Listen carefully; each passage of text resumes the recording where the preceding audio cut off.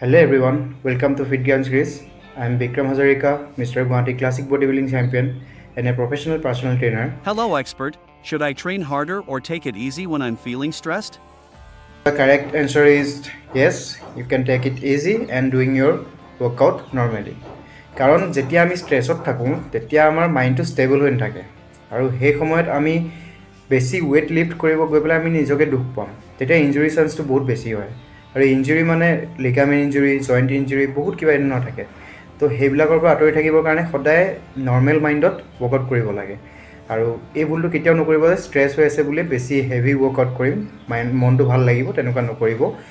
যদি আপোনাৰ মন বেয়া হৈ আছে তেনেহলে মেডিটেশন কৰক আপুনি হেদিনাখন জিম যাব নালাগে আপুনি যেনেধৰণে থাকি ভাল পায় তেনেধৰণে থাকিব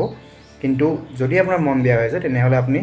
বেছি জোৰ দি পেলাই ওয়াৰ্কআউট নকৰিব নিজৰ মনত যি ভাল লাগে সেয়া কৰক আৰু মেডিটেশন কৰক ভালে থাকক